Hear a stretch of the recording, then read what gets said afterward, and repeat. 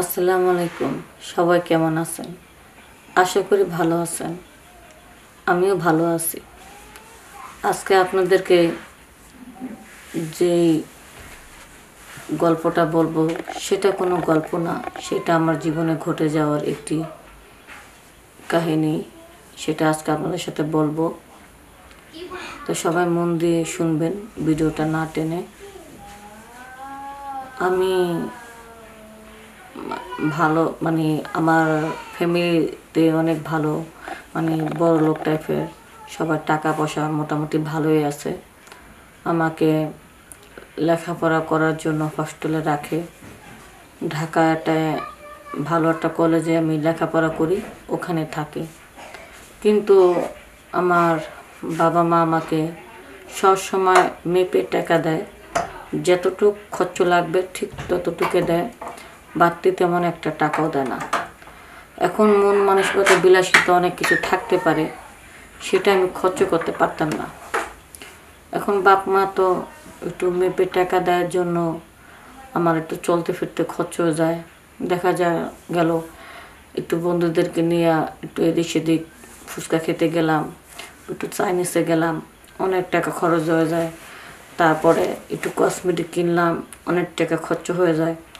তারপরে একটু মাঝে মধ্যে একটু বন্ধুদের সাথে আড্ডা দিয়ে একটু বিয়ার খাই, একটু মদ খাই, সেখানে আমার অনেক টাকা খরচ হয়ে যায়। এখন অত টাকাগুলো তো আমি কোথায় পাবো? এটা আমি একটা আউট ইনকাম সোর্সের একটা ব্যবস্থা করি। যেমন কলেজের মধ্যে একটা লোক আছে আমাদের খুব পরিচিত, তার কাছে বড় বড় ডিলাররা থাকে, যেমন বড় বড় কোটিপতির ঘরে ছেলে পেলেরা থাকে। তারা একটু মনে শান্তি করতে চায়, একটু সময় কাটাতে চায়। কলেজের মেয়ে যারা থাকে তারা একটু স্মার্ট সুন্দর হয়, এরা কলেজের মেয়েদেরকে খুব পছন্দ করে। তো এই জন্য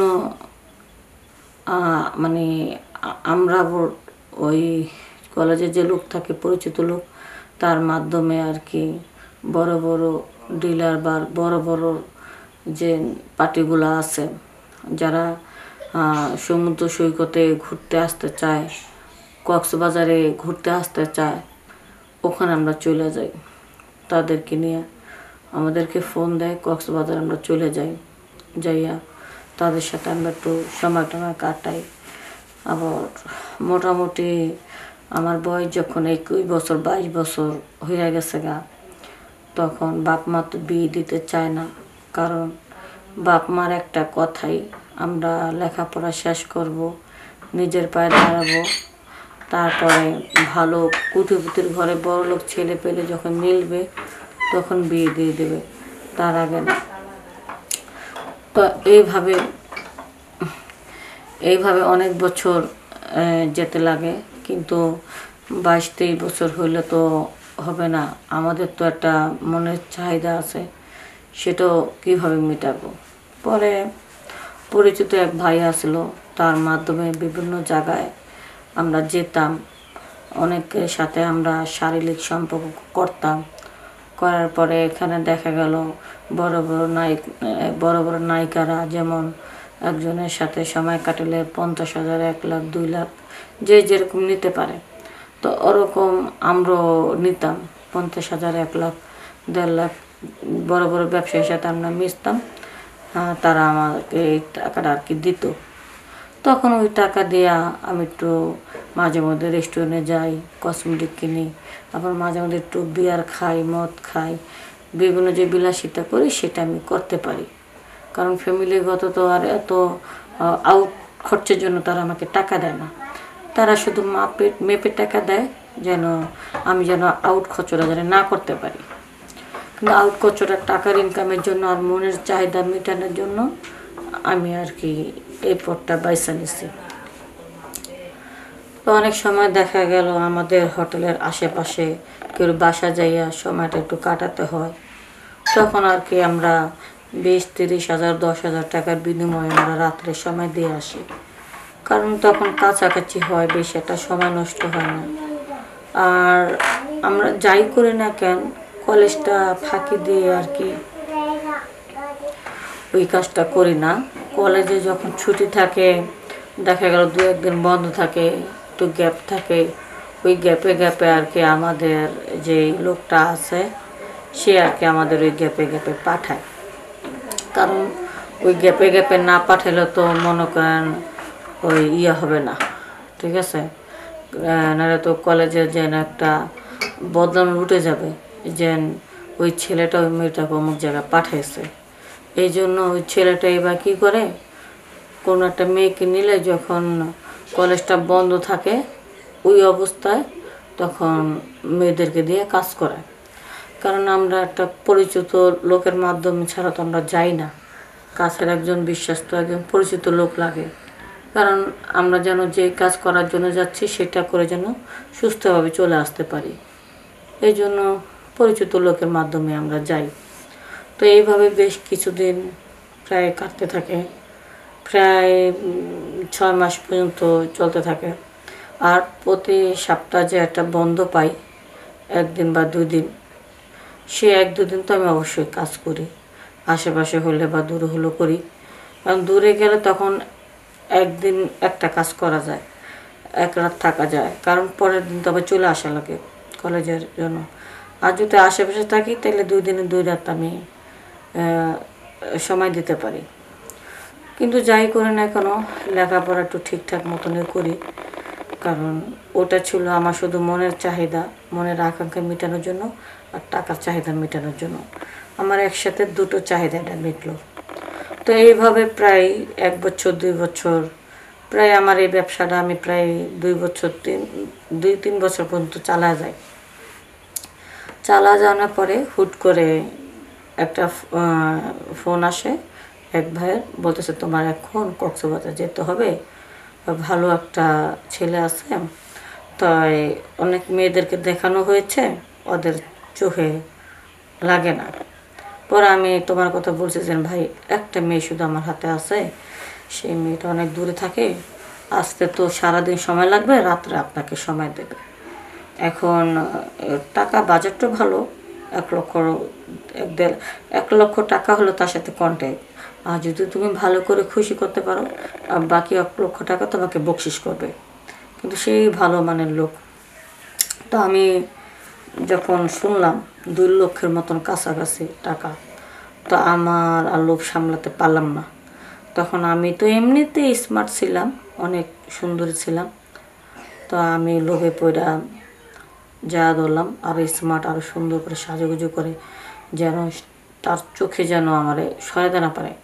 আমাকে সে বলে দিয়েছিল, যে ভাইটা বলে দিয়েছিল, যে ভাইয়ের মাধ্যমে আর কি যাই, তো সে বলে দিয়েছিল যে সে কিন্তু অনেক মেয়েদেরকে বাদ দিয়ে দিছে, তার চোখে পড়ে নাই।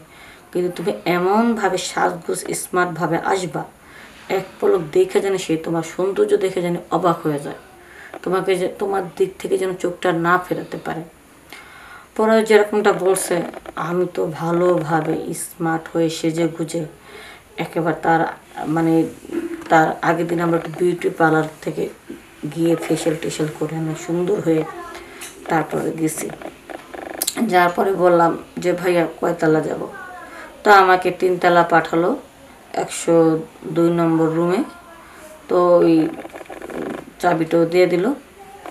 তো ওখানে যাই খুলে রুমের ভিতরে ঢুকে পড়লাম। পরে ঢুকা সে দেখলাম যে লোকটা ওই দিক ঘুরে বসে বসে একটা পেপার পড়তেছে। তো আমি তো চেহারা দেখতে পারলাম না। পরে আমি দাঁড়ায় বললাম, দেখেন তো ভাই আমাকে পছন্দ হয়নি। অবশ্যই আমাকে পছন্দ হবে, চোখটা সরাতেই পারবেন না। পরে এটা বলার পরে যখন সে আমার দিকে সাথে সাথে চাইছে, সত্যি সত্যি একটা অবাক করার মতন, সে তো অবাক হয়ে গেছে।